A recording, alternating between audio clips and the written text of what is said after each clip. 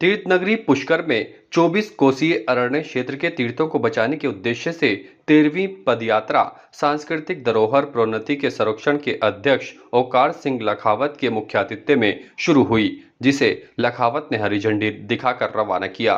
पुष्कर गायत्री परिवार की ओर से 5 दिवसीय इस यात्रा में देश प्रदेश से बड़ी संख्या में श्रद्धालु पहुंचे।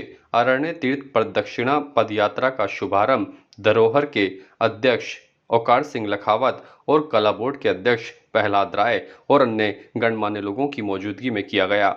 इस मौके पर रामसखा आश्रम के महंत और महामंडलेश्वर नंद शरण महाराज, पंडित कैलाशनाथ दादीज और अजमेर देहात के जिलाध्यक्ष जीतमल प्रजापति, पुष्कर नगर परिषद के निवर्तमान सभापति कमल पाठक, अरुण वैष्णव और भाजपा के कई पदाधिकारी भी मौजूद रहे। गायत्री परिवार से जुड़े 1000 से ज्यादा श्रद्धालु पदयात्रा में शामिल हुए।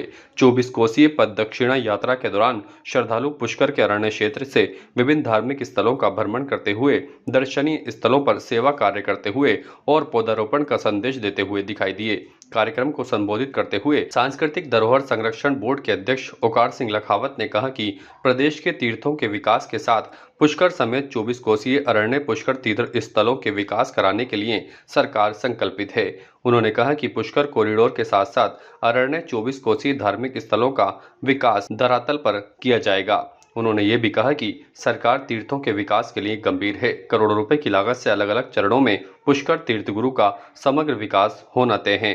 उन्होंने कहा कि सरकार पुष्कर कॉरिडोर के साथ साथ 24 कोसीय परिक्रमा मार्ग के तीर्थों के विकास के लिए तैयारियों में जुटी हुई है। आने वाले समय में पुष्कर तीर्थ विकास की राह पर खरा उतरेगा। आपको बता दें कि ये यात्रा 20 जुलाई से 24 जुलाई तक लगातार जारी रहेगी, जिसमें देश प्रदेश से बड़ी संख्या में श्रद्धालु भी शिरकत कर रहे हैं। बहुमुखी विकास के लिए राजस्थान सरकार सतत योजना बढ़ा रही है और हम उम्मीद करके चलते हैं कि माननीय मुख्यमंत्री जी, उप मुख्यमंत्री जी, यहाँ के जो माननीय विधायक जो मंत्री हैं सुरेश, ये सब मिल करके इन सब की राय और यहाँ के प्रमुख लोगों की राय लेकर उसको अंतिम रूप दिया जाएगा।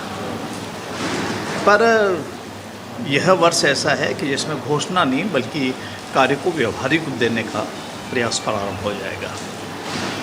तीर्थराज पुष्कर में सतत आने वाले यात्रियों को सुविधाएँ हो, यातायात में तो सुविधा हो, जितने मंदिर हैं, प्रमुख मंदिर हैं, वहाँ तक आने वाले श्रद्धालुओं का पहुँच आसानी से हो जाए और इसको युगानुकूल सौंदर्यीकरण भी हो जाए जो एक तीर्थ स्थल का होता है। निश्चित रूप से उसके बारे में प्रारंभिक रूप से काम हो गया है। कल ही हम लोग यहाँ के माननीय विधायक जी से बैठ के काफ़ी लंबी बातचीत हुई थी जयपुर में। माननीय सीएम साहब से बात हुई थी, उसके बाद दिया जी से भी बात हुई है और बाकी सब लोग इसमें सकारात्मक रूप से इसको करने के नाते और यहाँ के भी जो हैं उसके बीच में तीर्थ पुरोहितों से जो मुख्यमंत्री जी पहली बार आए तब उनके सुझाव आए थे, उनको भी उसमें शामिलित कर रहे हैं। बीच में भी मुख्यमंत्री जी आए तो उनके सामने फिर विषय आया। तो मैं ऐसा मान करके चलता हूँ कि तीर्थराज पुष्कर का अब विकास करना हमारा सबसे टॉप प्रायोरिटी है सरकार की। मैं माटी कला बोर्ड की आज हमारी अजमेर में बैठक है, उसमें जागरूकता शिविर है, जिसके तहत हम जो अजमेर ज़िले की 6 विधानसभा है उसमें प्रत्येक विधानसभा से जो हमने आवेदन मांगे थे उसमें ज़्यादा आवेदन आए हुए हैं, तो उनमें से 10-10 के संख्या में लॉटरी से आवंटन करके उनका चयन करेंगे और उनको बाद में 10 दिन का प्रशिक्षण देंगे और उनके बाद में उनको एक मिट्टी गूंदने की मशीन और एक विद्युत चालित चाक का, ये हमारा बोर्ड का कार्यक्रम है। उसमें मैं आया था तो यहाँ पुष्कर जी में यात्रा करने के लिए दर्शन करने आए और आज यहाँ आने का भी सौभाग्य मिला। ताज़ा खबरों के लिए देखते रहें सरेराह न्यूज। अपना फ़ोन उठाएं और सब्सक्राइब करना ना भूलें।